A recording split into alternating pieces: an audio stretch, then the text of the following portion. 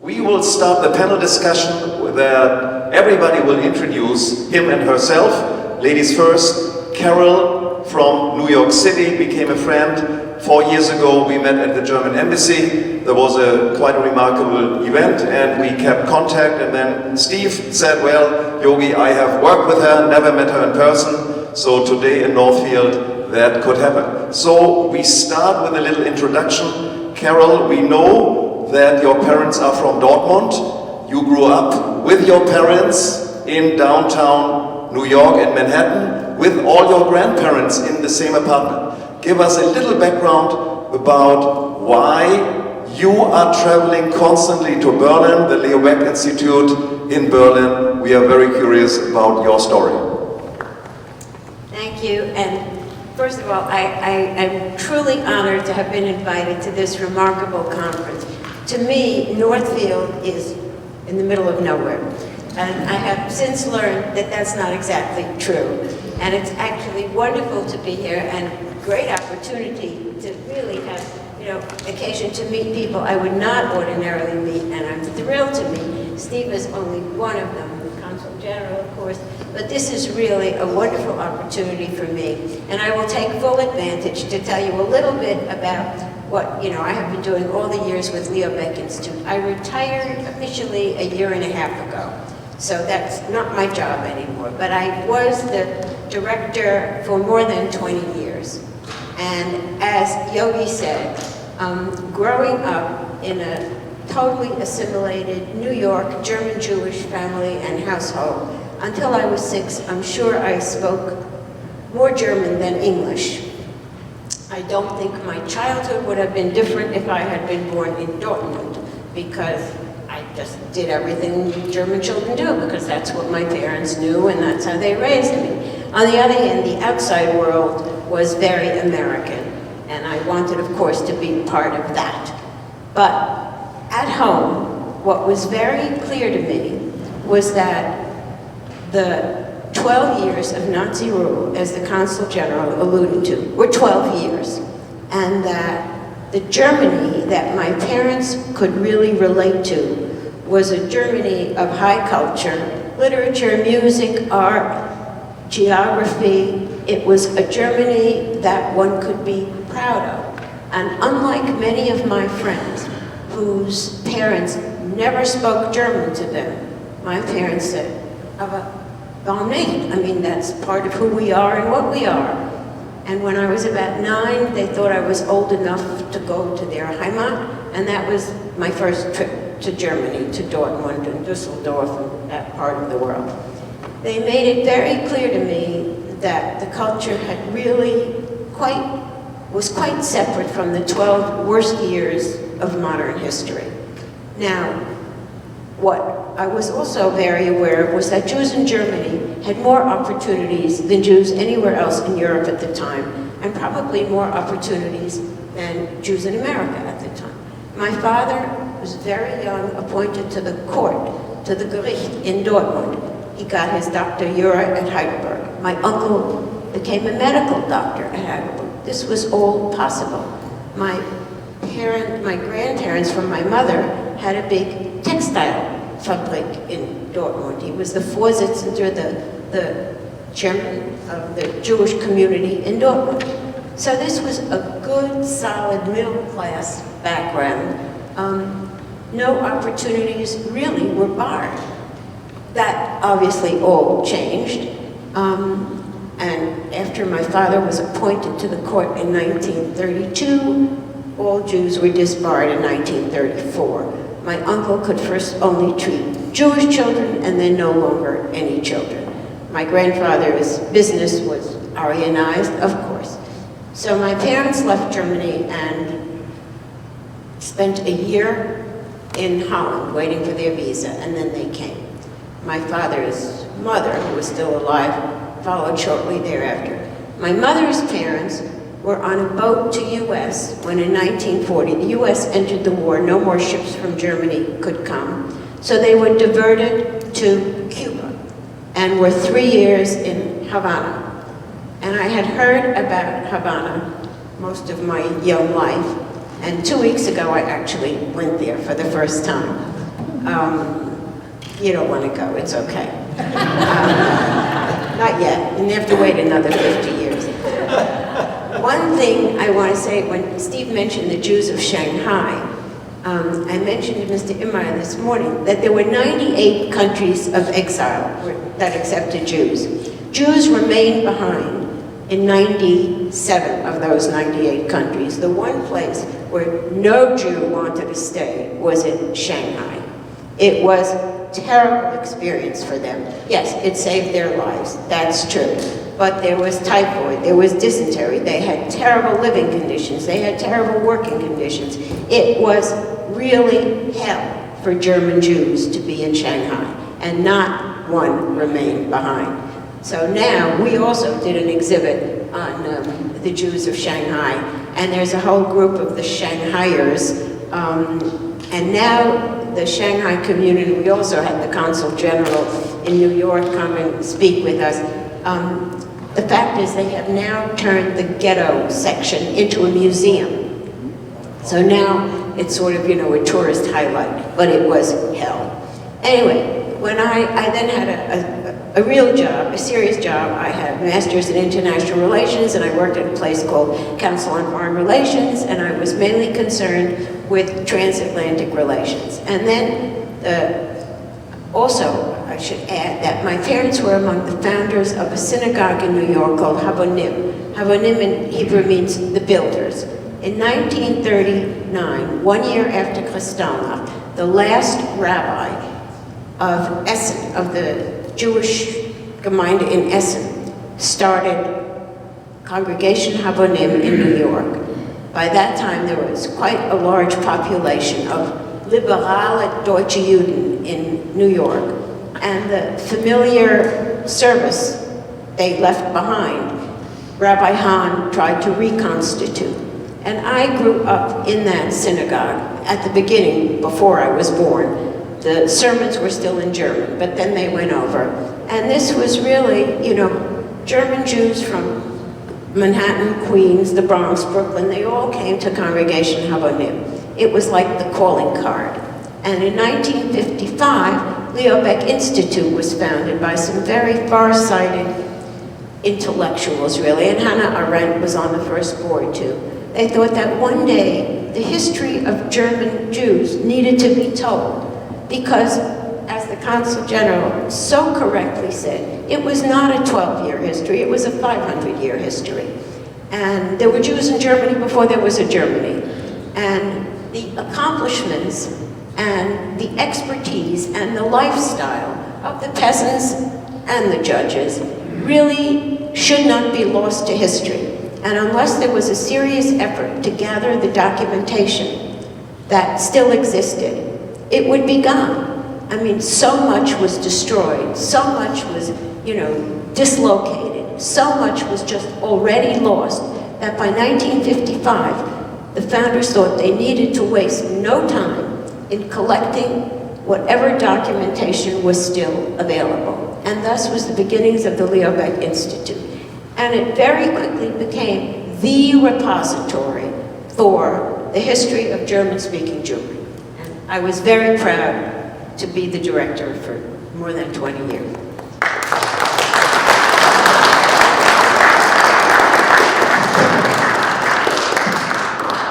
Thank you, Carol. Very impressive. We know a little bit your biography already. We will go on with Gabi Robinson from South Bend, Indiana. And Gabi is originally from Berlin, and she is working with the Jewish Federation in South Bend. You get this microphone because the sound is better. So you give a little briefing about your background and your work with the Jewish Federation. Thank you, Gabi. Thank you, and thank you for inviting me. I'm really glad it's my first time in Northfield as well, and I walked the little town and was very impressed, you know, with small towns sort of falling apart all over the United States. This one seems to be thriving, so that's a real compliment.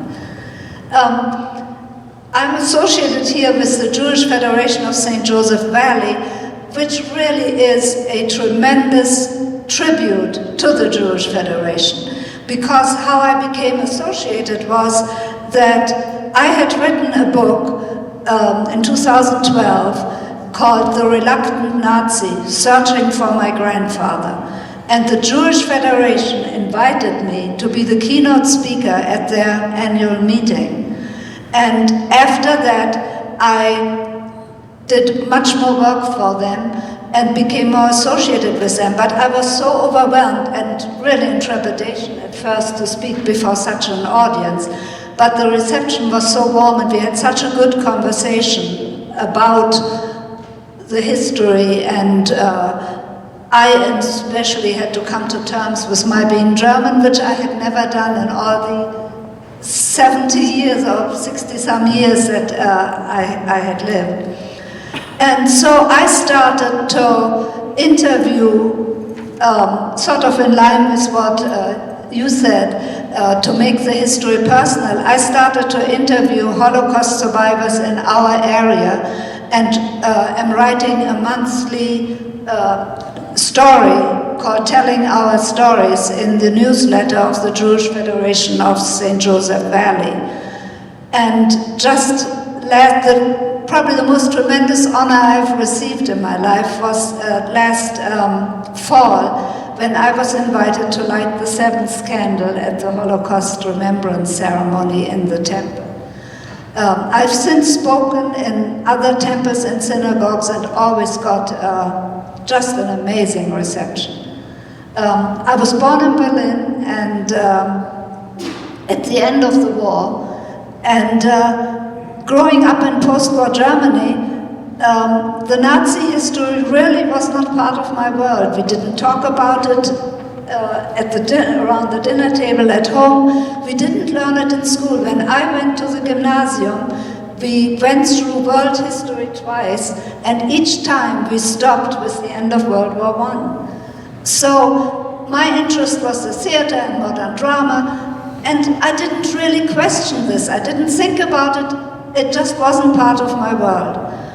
When I was a graduate student at Columbia in New York, fellow student sort of wanted to start a conversation with me, and his first opening line was, "So, you've made soap out of my aunt."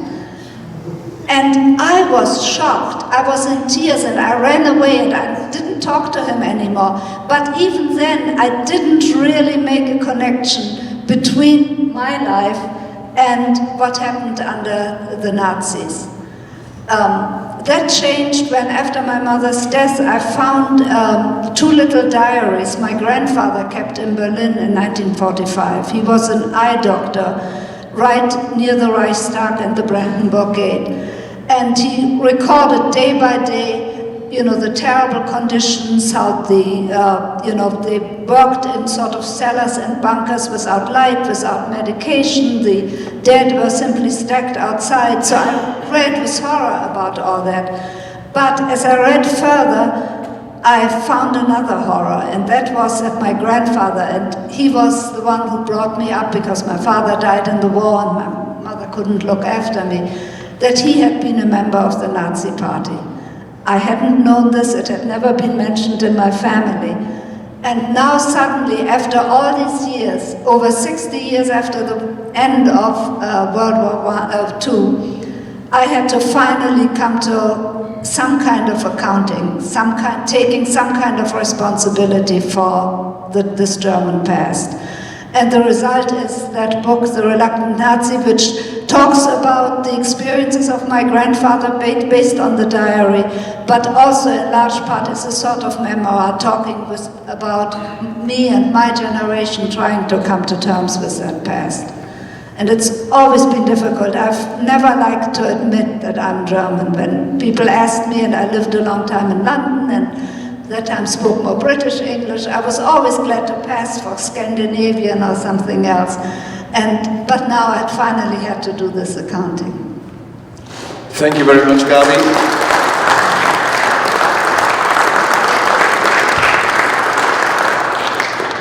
This is exactly why we move first to Esther before we go to Charles. My brother finished high school in 1972, and German history ended in 1918, 1919, end of the First World War. 4 years later, I finished high school 1976, and I was lucky I had a young teacher of history, and he came from university, and he concentrated on the 1920s and 30s. So 6 hours a week was our teaching. So these 4 years age difference made a huge difference in my understanding and early contact to Holocaust education and Holocaust.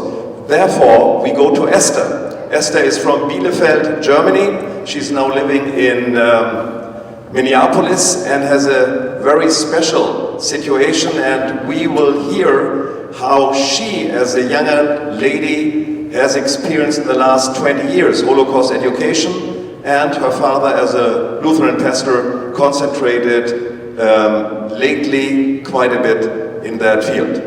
Yeah, thank you. I'm so happy that I get to speak amongst all these people that do nothing but Holocaust and education and Jewish Christian or Jewish education. I am doing nothing like that professionally. However, I'm probably a product of good Holocaust education myself, and in 2 ways actually. So my father was born in Minnesota, and then as a pastor moved to Germany, and he did not talk about the Holocaust or Auschwitz in his American education at all, and then slowly but surely in the 70s, he read Elie Wiesel, and there were all these conferences, and he understood that as a pastor, you can't not be the same, or as a Christian, you have to reflect on what's happened at the time. So he and my mom, as a school teacher, have devoted all their time to investing in Christian-Jewish relations, thinking about how you can be a Christian in the face of what happened and how you can actually make sure that's not forgotten.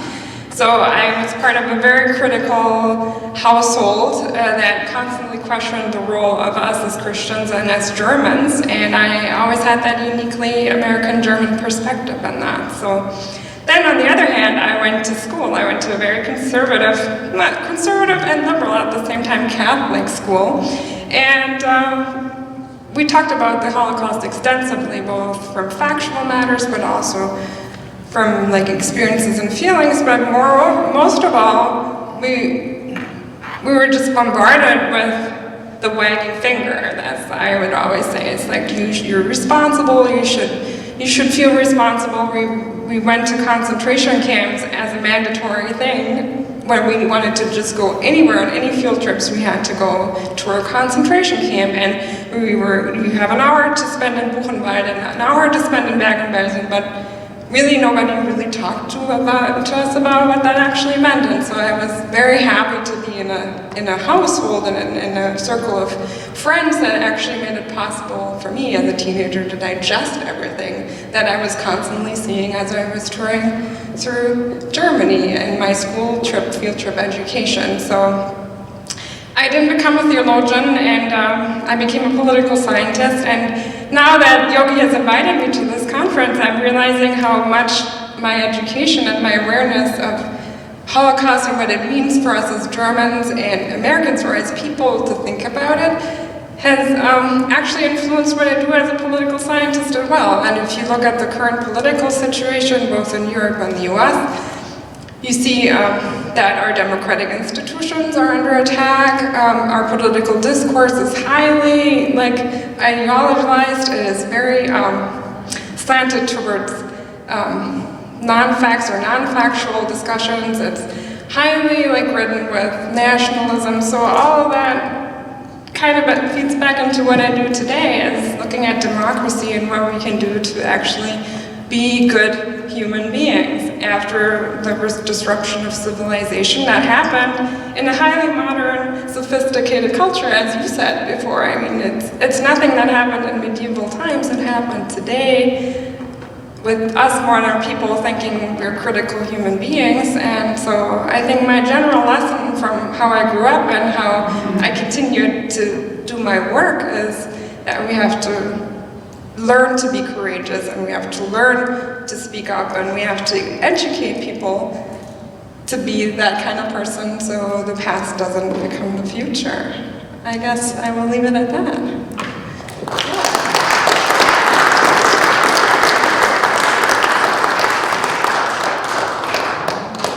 Thank you, dear Esther. three ladies on the panel, different frequencies in her voices, but I guess every one of us felt the pulse of your heart at this discourse we made with you. The link of the mails will now be opened by Charles. Charles is a man from Hungary, living in Budapest up to 1956, but as a young boy, Yahweh Adonai saved him by an unknown human being, unknown man, against the Nazi terror. Charles, you have been catched by the terrorists of Nazi, and you have been saved in a wonderful way, so your life began once more. And after this new beginning life in 1956, Charles was witness of the bad things who happened in Budapest, in Hungary, in a revolt against the Soviet system. So you decided to escape, and as a refugee, you came to 200,000 other. Like 200,000 other Hungarians. What a brain drain. And yes, you arrived here in the United States, served in the Air Force, I guess, that's right. And so now we want to hear your impressions of your life. You have a great balcony to see in the garden of your life. Let us participate on this experience in you. It's a warm applause, please. Once again, as I speak, I usually introduce myself.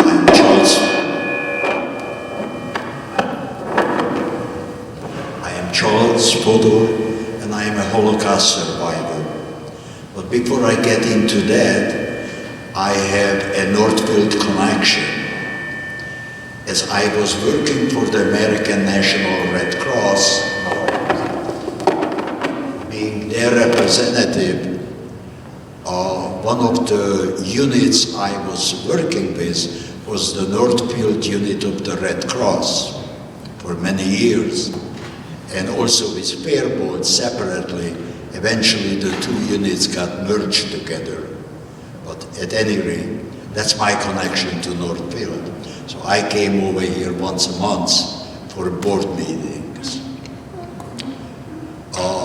I was born in 1936 in Budapest, Hungary. My mother was born in Frankfurt, Germany, and my maternal grandparents lived in Berlin, and they were transported to Theresienstadt, and from Theresienstadt to Treblinka in 1942, and they were gassed. My mother was taken away from Budapest in 1944 for labor, and she never came back. And we don't know where she has perished. And I survived the Holocaust because I got caught in the web of the Hungarian collaborators with the Nazis in their web, and this man in an apartment house I was ordered into with my grandmother, and a man was coming out of the building, grabbed my grandmother and me, took me away from the Nazi persons who ordered us into the building around the corner and said, "Get lost." Because of that man, I am here today with you. As we learned later, after nightfall, all the Jews who were caught in that web were taken out to the Danube River, just south of the parliament on the west side, and shot into the river. If you go to Budapest today, as a tourist, just south of the parliament, you will see some 60 shoes, cast iron shoes, as a remembrance of those who were shot into the river. Think of me, because one man's humanity toward their fellow man, I survived, because otherwise I would have been shot into the river too. They made them take off their shoes, don't know why, and they were shooting them into the river. And that those shoes are for their remembrance.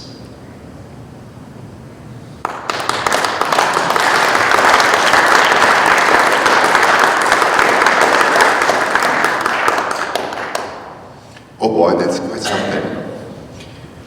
So, Can I say one more thing? sure, of course. If you really want to learn about Holocaust, there is a movie. This is not a documentary, but it is a documentary about the Holocaust. The movie, and you could get it on DVD, on Netflix, is called, it's a TV series, 2 parts. One of them is called The Winds of War. Robert Mitchell is in it. And part 2 is War and Remembrance. And it will show the total brutality what the Holocaust was all about. Well, I think this is what we all have experienced. Particularly in Germany, we always are very much talking about figures. We're at 1 million, 2 million, or 3 million, or however. But as soon as what happened has a face, we would think different about it and would even say if it were 2, it would have been too much. Anyway, thank you very much. And I would like to hand the mic to, exactly. I just wanted to hand it to you. Well, you have given some words, but perhaps what your short approach in terms of education or to us, and then finally Herbert, and then we might start a little conversation, because I think it's important to speak about how to preserve memory, but also to ask the question, what can we do with this memory that we preserve, and how can we as individuals also try to avoid something like this ever happen again? We don't talk only about Jews, but I think we speak about mutual understanding, and by the way of understanding and knowing what happened, avoiding that something might happen again. And we will also have to talk about civil courage, not closing the eye, pretending not to know. But anyway. Thank you again. Thank you to the church, and thank you to Yogi for hosting us and to organizing into this distinguished panel, which I have the privilege of participating. We're in a church after the war, just as a thought problem or some contemplation. The churches began to tackle the issue of the Holocaust, which indeed occurred in primarily Christian Europe. Start with the Catholics, even though we're in a Lutheran church. 50 years ago now, 52 years ago, the Vatican promulgated the Nostra Aetate, which embraced, discussed, analyzed the church's relationships with the world's great religions, including, most prominently, Judaism. And in that proclamation, 3 concepts emerged. 1, Jews were not to be collectively condemned for the death of Jesus. 2, anti-Semitism was a sin against God. And 3, the Jewish covenantal relationship remained even in the advent of the Christian belief in the resurrection of Jesus. This was a huge sea change. This was a theological reset. It between the Catholic world and the Jewish world, between the Christian world and the Jewish world. And much, not all of course, but much of the improved relations on a theological level between Judaism and Christianity emerged from the Nostra Aetate, as well as similar Protestant declarations over the years. Very important, our organization, because it's important, because we want to recognize the good in people, has spent much of the last 2 years celebrating and commemorating the Nostra Aetate with the Catholic community, as well as with the overall Protestant community, also Twin Cities, Sioux Falls, Fargo, and we're developing some educational materials for it too. So I commend it to you because this is the spirit in which we live. And when we look around ourselves today in the United States and see so much good, part of that, not exclusively, but part of it is rooted in Christianity's reckoning with what happened during the Holocaust and before. Similarly, although on a different point, last time I saw the Consul General, when he was visiting for the opening of the Luther exhibit at the Minneapolis Institute of Art. Very important exhibit, of course, because of the foundational role of Luther in the Reformation, the foundational role of Lutheranism and the Protestant Church, European history, and indeed the world history. Very positive is the fact that the exhibit itself took a hard look at Luther's anti-Semitism, as well as his anti-Muslim, as well as his anti-Catholicism aspects.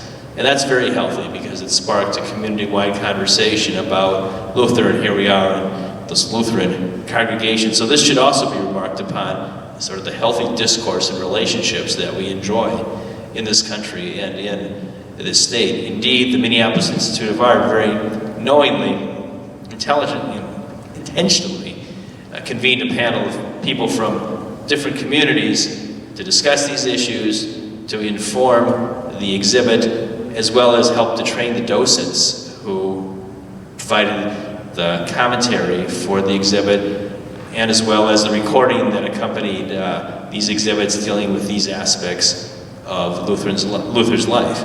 So very important, fitting within this overall aspect of how it is that we talk to each other about difficult issues and the importance of civility in life. And then I'll just finish, because the Consul General is next, on a point I made before, but it bears mentioning in this room with so many people deeply interested in the history of Germany, that the Germans have very seriously reckoned with their past, and it's something that should be acknowledged very much, more so than perhaps any other community and population in Europe has been the German reckoning with its past, helping to lay a foundation for a much more positive future. Israel's best friend in Europe is Germany. The historical irony of that, some 6 or 7 decades after the end of the war and the Holocaust, is something remarkable for all of us to ponder. And as the Consul General said, you go to Berlin, first of all, you see remarkable Holocaust memorials throughout Germany's capital. But secondly, the Jewish population is thriving. Israelis coming to live, Jews from the former Soviet Union, and you get maybe a little bit of a sense, Carol, of what that Weimar pre-war community might have been like in those days in which your family was so deeply apart. But I always like to say, there is no end to the possibility of human good and of the good of humanity, and the opportunities for redemption and positive relations are limitless, and we can take a great lesson from Germany.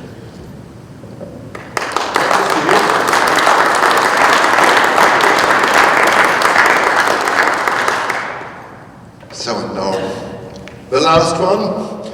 Herbert, you have already told us a little bit, and perhaps you go on and deepen that and kind of finish the introduction round. Yeah, it's also for me a great privilege to be on the panel with these distinguished ladies and gentlemen, and I'm happy to to add 2 remarks, picking up again on keywords. Holocaust education in Germany.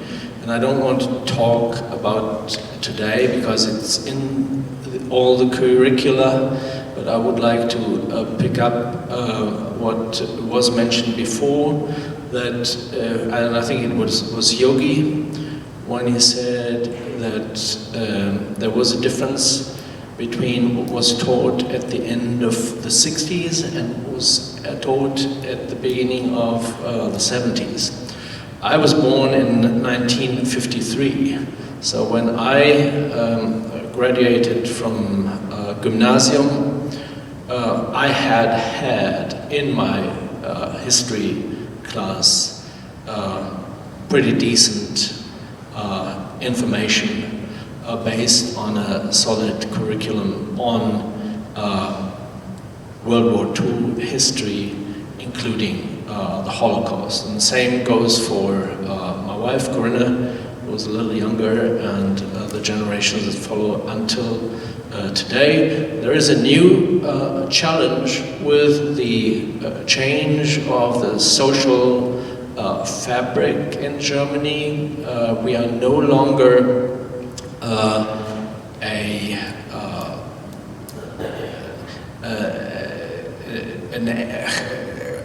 community or a people who are based only on German ethnicity. We have 20% of our population who have a migration background today, living, and a large segment from Muslim countries. So the Turkish population, for instance, and how to get across in the school curriculum the message of the Holocaust to a population who would say in the first place, well, I'm not German, and I shouldn't be concerned with that, is very difficult. And we will have opportunities, I think, to talk about that later. I just want to mention it. But coming back to why was there this change between the 60s and the 70s? I personally believe every society needs time to digest parts and come to terms with its own history. And I would argue that actually starting 20 years after your state has been established, because the Federal Republic of Germany was founded in 49, and in 69 and 68, about that time, with the so-called 68ers, not the 48ers, but the 68er generation, who argued that there were too many people teaching in universities and in schools who had not properly grasped their responsibility for the past, and that they should make room for new, modern, and young approach, the student revolution, if you want to call it, that changed the picture. But these 20 years, I would say,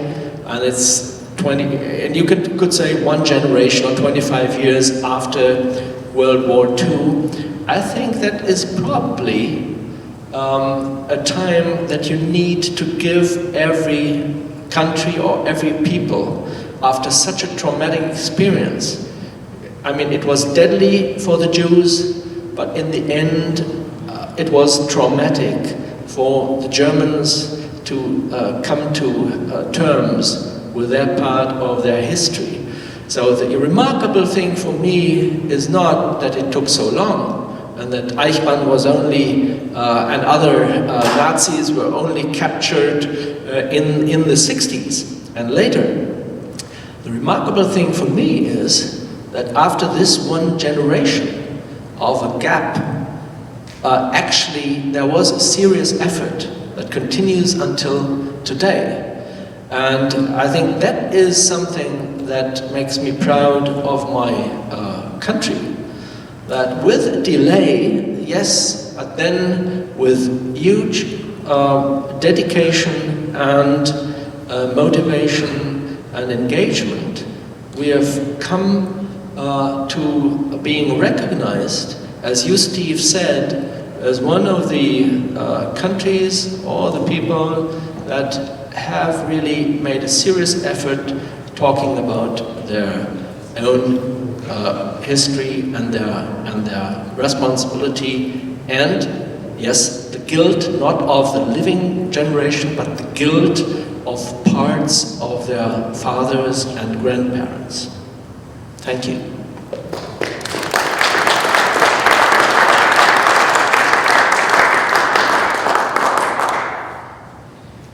Thank you, Herbert. Thank you, Herbert Quelle, for this very kind view on the special history of Holocaust education in Germany. Education needs time, and we need distance to that what happened, especially while that was what happened was so cruel that it seems to be still nowadays incredible. And this incredible status should be always brought into the brains of our younger people. One of the aims must be never again. Never again against a Jewish, never against anyone other. It is very difficult. You showed us with some remarks in your introduction now, dear Herbert Quelle, that we have now a multicultural society in Germany, in the middle of Europe, with different intentions. And these intentions are not always able to be brought under one hat. But that is an aim of education processes in Germany. And so we start now the discussion with those ladies and gentlemen upon the panel. I would like to ask here a question or a remark out of the auditorium. Here are two. You begin. Excuse me. Hi, my name is Terry Sweeney. I'm from New Ulm. In 1985, I was in the Piazza Navona in Rome. I was in my early 30s, and there was this group of about 10 young men playing guitar. And I took my harmonica and joined in with them. And I found out they were from Germany.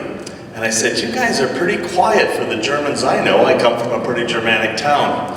And they said, we have been told that the world doesn't really like us yet, and we should not draw attention to ourselves. Now, granted, that's an opinion of a group of 10, but do you think that would it be the case today, 30-some years later?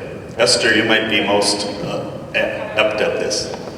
Yeah, I mean, I've often asked myself, what is it to be German, and how should you feel? Should you have this like guilt or be responsible? I certainly could not feel guilty because I was not part of it.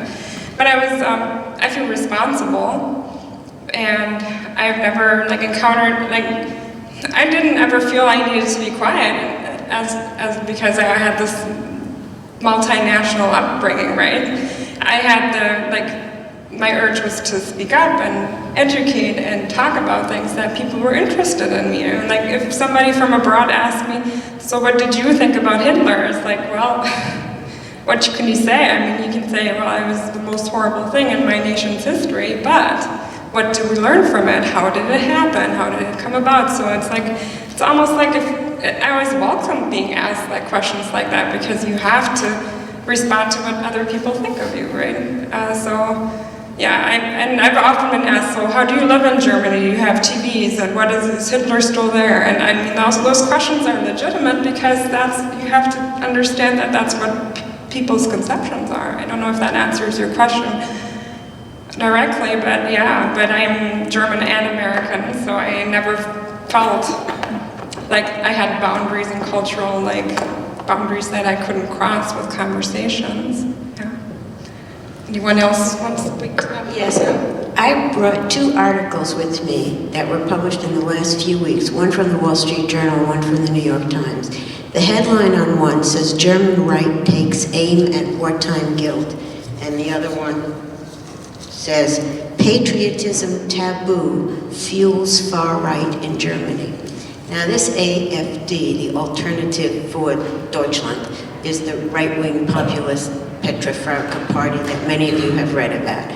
And the new cry among them is that Germans have been denied a sense of patriotism because their national identity has been obliterated by Holocaust and Holocaust education, Holocaust guilt, Holocaust responsibility, Holocaust. And while, there has been this really obscene discussion about Holocaust fatigue, the fact is that many of the younger Germans, including many of the Muslims and Turks and all of these who really are not ethnically connected to any of the past, have not bought into this past. And so this new sense of, wait a minute, we have a German history and culture that we can be very proud of. And while they're not exactly advocating denial of the Holocaust, they are advocating sort of a reversion to the norm before that. And while it's a very controversial and potentially dangerous move, it has some validity, as I think almost anyone can understand, that 3 generations later, this burden is beginning to become excessive. And the reality is it may have to be recast so that the civil rights and the human rights issues take precedence over the specific act of these 12 years. It's very complicated.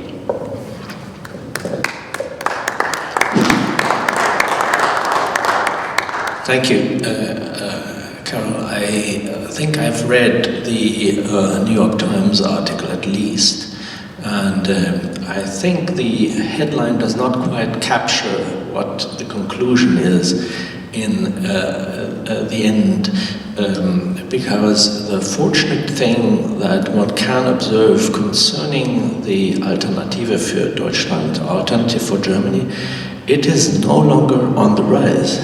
It is already stopped. It's stagnating at least. At best, it's going down. We will see that in future elections during this year, and I will be speaking to that later today. I think there's something in my dinner speech on that.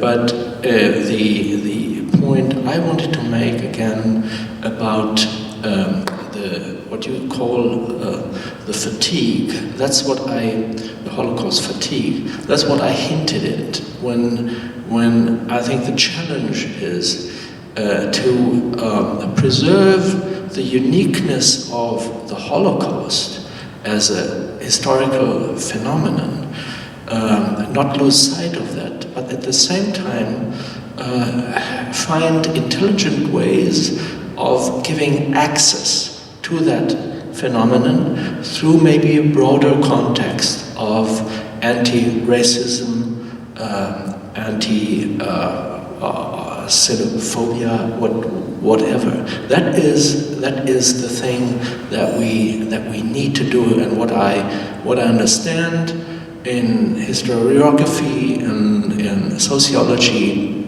political sciences, people in Germany are aware of the problem, and they're trying to find an approach in that direction. Could I add a personal story to yours? I had lived abroad for a long time. I'm just responding to him still. And came back to Berlin at a time when there was a soccer match, a final, I think, and the streets were just crowded with people with German flags and painted German and so on. And for someone of my generation, that just didn't feel right. So I talked to the young people, and several of them said to me, and that was something I hadn't thought of, it's time for us. We feel good that we can do this again without it immediately being associated with Nazism and so on.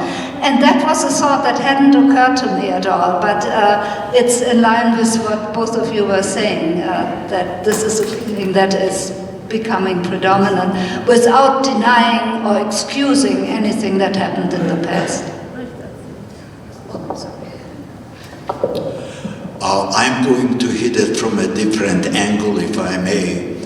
Today's Hungarian government is trying to rewrite history.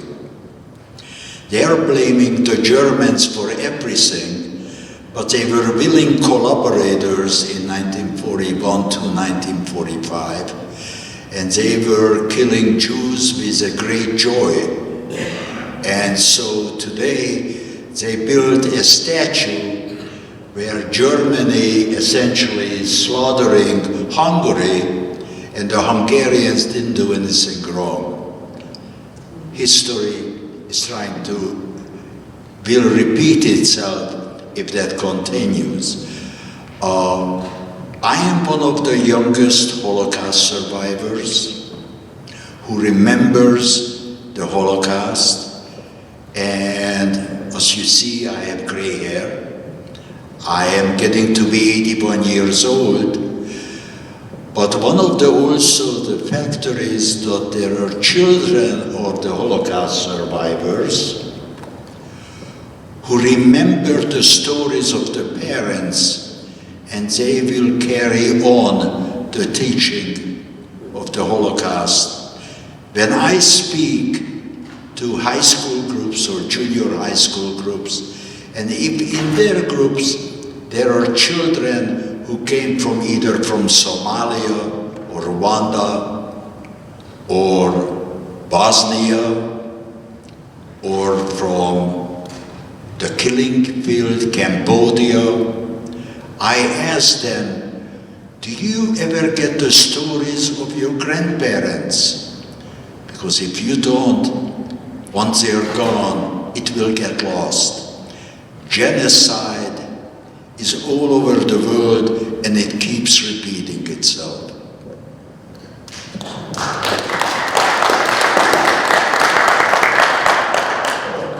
Thank you all for your answers. They move us deep inside. Thank you, Jenny, for your question. I appreciate you all to allow me a personally confession. As long as I will be able to meet a man like Charles, I am totally sure that I never will be able to catch a Holocaust fatigue. Because you remind me, you have been one, and there have been millions of people, everyone has been born by a mother, and God wanted him and her to live in this world. And what God wanted, human beings gave a defect, and that was terrible, and never again. We have another question. Thank you. Hi, I'm Jürgen Schroer, and Pam Vikentia, the pastor here, is my daughter-in-law. So I've been here many times. Otherwise, I live in Illinois. I emigrated from Germany in 1953. And first off, I'm very glad to hear that there's a lot of emphasis on Holocaust equivalents in other situations. I'm very glad to hear about that. But I just want to comment. I went to the gymnasium in Ulm till 53, till I came here, and from 46.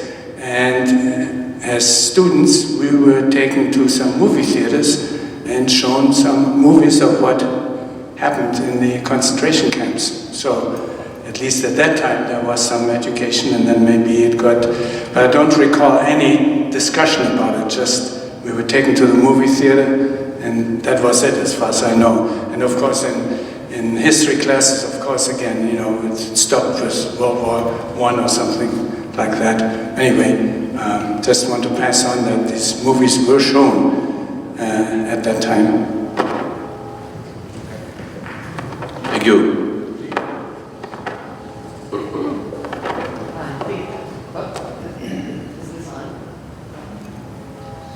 It should be on, but it is not.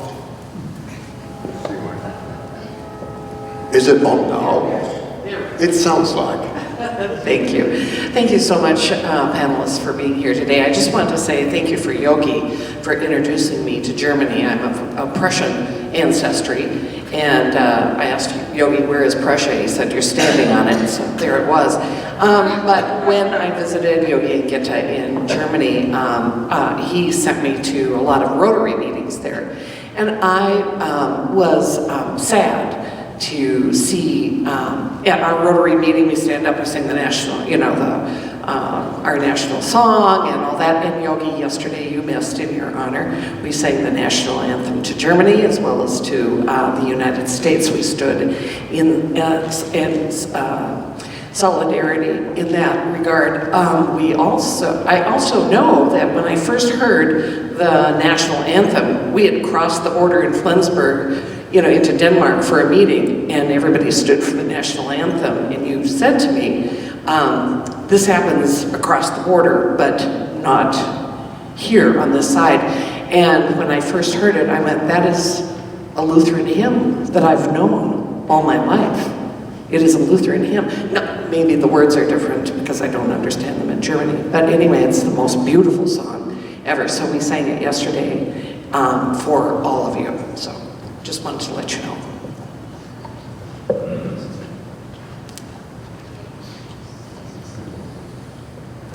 Any other remarks or additional questions? Okay. Yes, bringing up the Hungary. I talked with a woman once whose husband had been a prisoner in a Nazi concentration camp in Hungary, and it was the end of the war. The guy was her husband was a child at the time, 8 or 9, and it was the end of the war, and a group of, I guess, Hungarian Nazis or whatever came in and said, we want to help, and the Allies were about to come, and so the Hungarian group came in and said, we're going to help you kill the Jews, and the Nazi commandant of the camp said, well, I haven't received orders yet. And he fought off all these guys that wanted to kill the Jews. And so her husband, says he was saved by a Nazi commander. Different story. I've also got one kind of thing from my family. My daughter, doing Ancestry.com a few years ago, found my grandmother's brother as a prisoner in a Nazi concentration camp. And I got some of the family history from my 93-year-old aunt who's still got all her marbles. And also, I've done some research and whatnot, and it turns out he was homosexual. And in it was in November of 1937, he was part of that roundup of homosexuals that they had. And we recently got information from the International Tracing Service, ITS, and I have a printout of what I got from them, if anyone wants to see it. They say, don't share this with anybody, but, all you scholars, I think it was okay to look at it and whatnot. And I could also send you more information if anybody's doing research on this. Thank you. Could I speak? It is my understanding, I don't know for sure, that the Hungarian Aerocross Party, which was the collaborators with the Nazis, wanted to blow up the ghetto and before the Russians could liberate us. And I was in that ghetto. I was 8 years old. And it is my understanding that somebody from the Swedish legation spoke with the German commander and said to him, the war is over, you are losing, and And how would you like the whole world to know that the war is ending and you killed all these Jews? And the ghetto, they ran out of time and the ghetto wasn't blown up. I survived. Perhaps the last question or remark.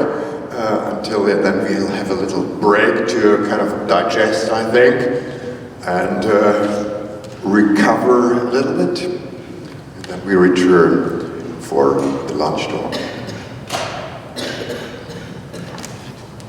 I just had a couple of comments about education or awareness, and I think one of the moments that I remembered or learned about when I was in Germany in *64 and heard a university lecture on history. Again, it stopped before the Nazi time, but in the same year, in 1964, there was an international German conference, Germanist conference in Munich, and some of the notable professors of German in the country were there, and some of the young Turks actually said, "We have ignored history long enough. It is time that we acknowledge that as professors in our courses, in our lives, and that as we teach German history, but also German literature, we need to begin to acknowledge this and incorporate that in what we do."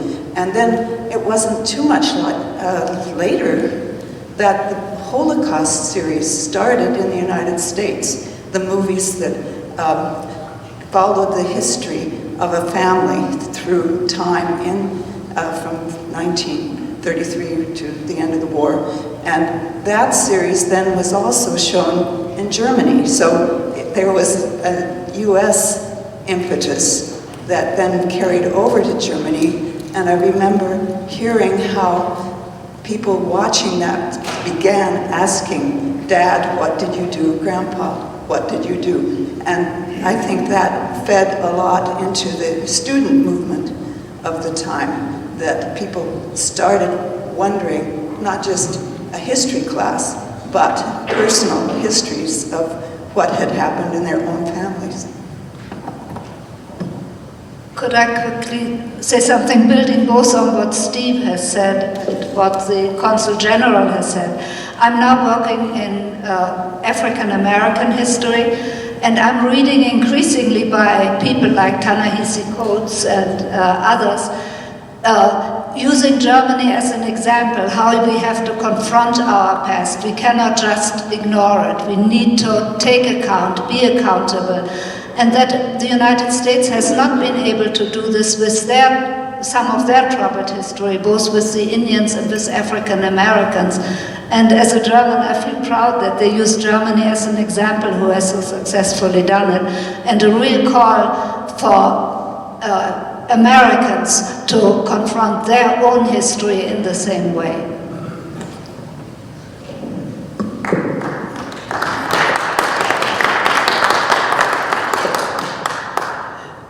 A very good point, an interesting point, and sometimes we have to be careful about others when sometimes we haven't fully reckoned with our own history ourselves. That said, while not trying to be contrary-wise, but we did fight a civil war in the United States over the very issues, and hundreds of thousands of Americans were killed on both sides. And in the aftermath of the Civil War, passed the 13th and 14th and 15th Amendments abolishing slavery, granting due process of law to all, and then ultimately giving African American citizenship in the United States.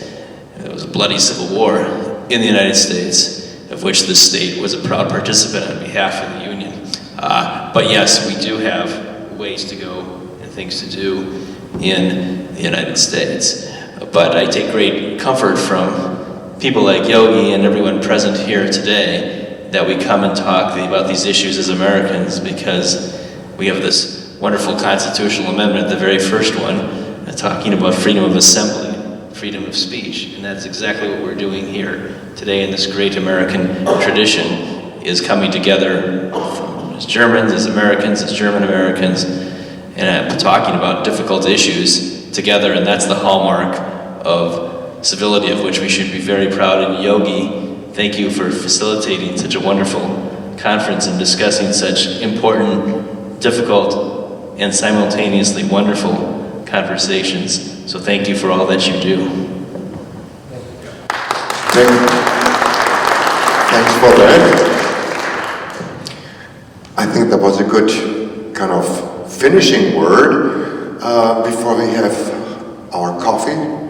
Then we have a lunch talk. Peter Lubrecht will tell us something.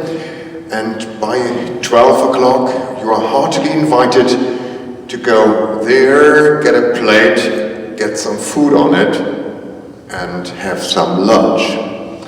At least I think what was important to see, that Holocaust education is nothing that takes place in school rooms. And it's not a question of students and teachers, but that is an everyday issue. And particularly an issue, and this is a good thing, to have Germans, to have Americans on one table. Not the one saying, it was you who did the bad and I feel full of remorse. That we can look at each other and just finding that we have something somehow in common. Okay, thank you.